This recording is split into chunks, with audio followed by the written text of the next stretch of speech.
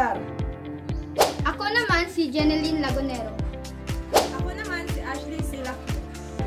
Ako naman si Kissy Villanueva. Ako naman si Kisha Grace Vera. At ako naman si Bea Jane Africano. At ako naman si Kiss Mayora. Ako si Kyle E. Mayon. At ako naman si Adonel B. Sanchez. At ngayon, kasama ko ang aking mga kagrupo upang magbigay ng konting kaalaman tungkol sa 3 lugar na pinupuntahan ng mga turista sa Ipil, Zamboanga, Sibugay. At ngayon, tuklasin na natin ang mga lugar na ito. Magandang araw ulit sa inyo. Ngayon, ibabahagi namin ang isa sa mga lugar na pinupuntahan ng mga turista. Ito ang Diversion Road.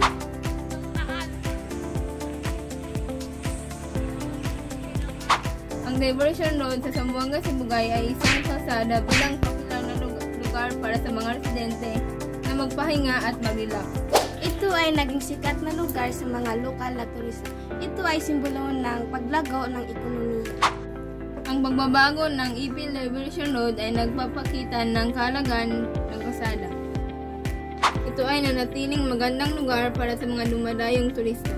Maraming taong pumupunta dito sa Diversion Road dahil sa magandang tanawin at preskong hangin. Tagpuan ito sa Ipil, Zamboanga, Sibugay. Mga detalye ng proyekto. Haba nito ay 6.6 km. Ang layo nito ay upang mapabuti ang daloy ng trapiko. Ang unang yugto ay nagsimula sa Junction National Highway ng mga barangay Pangi at naglaan ng pundo ang DPWH. Itinayo ito simulan ng construction noong 2016.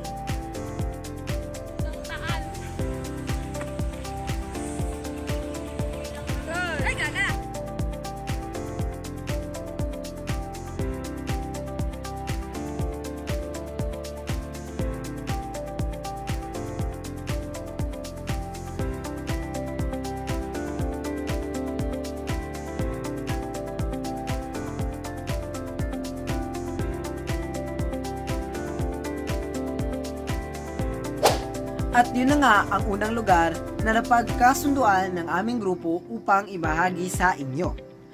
Ngayon, pumunta naman tayo sa pangalawang lugar na alam kong alam nyo na. Ito ang Bayan ng Ipil o Munisipyo. Ang Bayan ng Ipil ay itinatag noong July 26, 1949 sa bisa ng Executive Order No. 249 na nilagdaan ni Pangulong Elpidio Quirino. Bagaman walang tiyak na tala tungkol sa eksaktong petsa ng pagtatayo ng munisipyo ng Ipil. Sa kasalukuyan, ang munisipal ng Ipil ay matatagpuan sa Barangay Tawad dito sa Zamboanga, Sibugay. Ang gusali ay nagsisilbing pangunahing tanggapan ng lokal na pamahalaan kung saan isinasagawa ang iba't ibang transportasyon, serbisyo para sa mga mamamayan. Ang pagtatayo ng munisipyo ay naglalayong mapabatid ang pamahalaan, maitaguyod ang kaayusan at mapabilis ang paghahatid ng mga serbisyo ng pampubliko sa mga residente ng Ipil.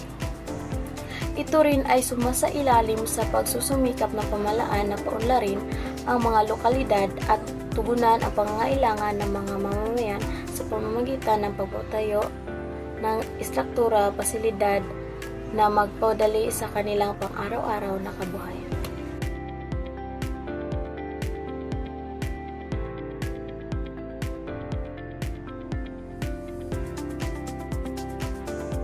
Magandang araw sa lahat. Ibabahagi namin sa inyo ang isa sa mga lugar na pinupuntahan ng mga turista. Ito ang Kapitolyo. Ang Kapitolyo ng Zamboanga, Sibugay sa Ipil ay itinayo kasunod ng pagkakatatag ng lalawigan noong Pebrero 2001. Ang Zamboanga, Sibugay ay nilikha mula sa ikatlong distrito ng Zamboanga del Sur sa bisa ng Republic Act No. 8973 na nilagdaan noong Nobyembre 7, 2000 at niratipikahan sa isang plebisito noong Pebrero 22, 2001. Ngayon, tatalakayin natin kung paano itinayo ang Kapitolyo ng Ipil, Zamboanga, Sibugay.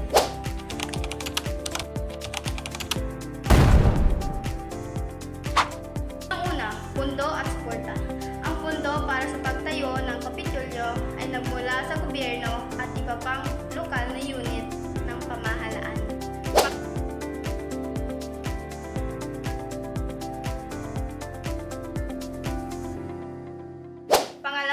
disenyo. Inilaan ang disenyo ng gusali upang maging moderno at functional na angkop bilang sentro ng pamahalaan. At ang panghuli naman ay lokal ng partisipasyon. Ang mga opisyal ng lalawigan ay nanguna sa pagpaplano habang sinusuportahan ito ng mga lokal na mamamayan.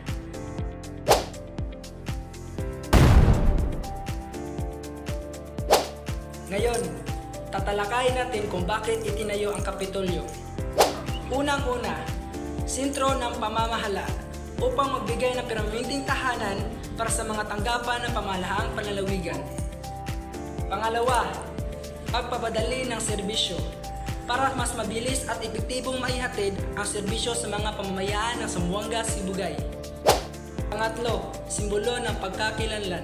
Ang Kapitolyo ay nagsisilbing simbolo ng pagiging isang ganap ng lalawigan ng hiwalay mula Zamboanga del Sur.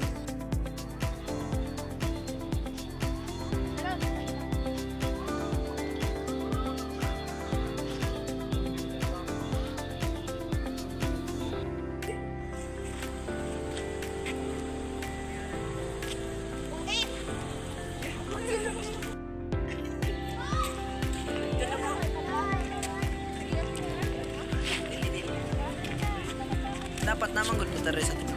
Oh, sige dito may balik.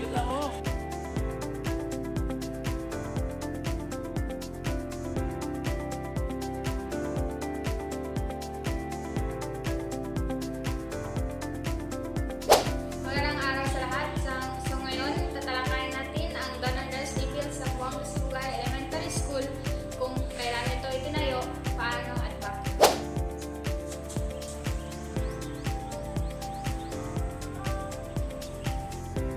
Ngayon, tatalakayin natin kung paano inaitayo ang paaralan.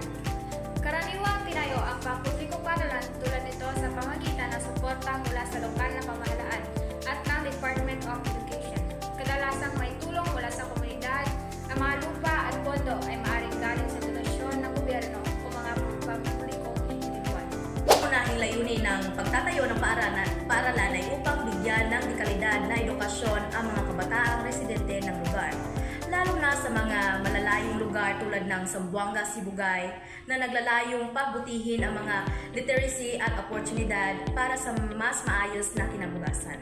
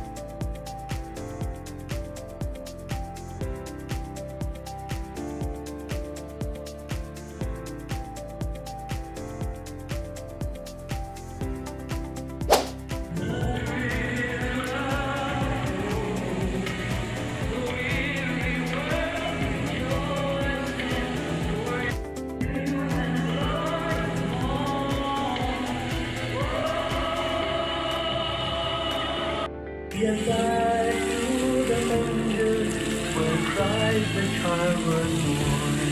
So come let us rejoice.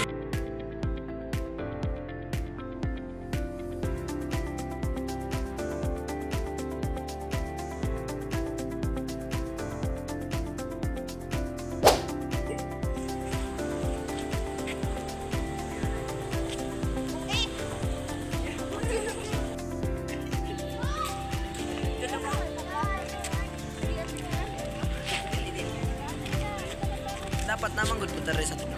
Oh, sige dito may balik.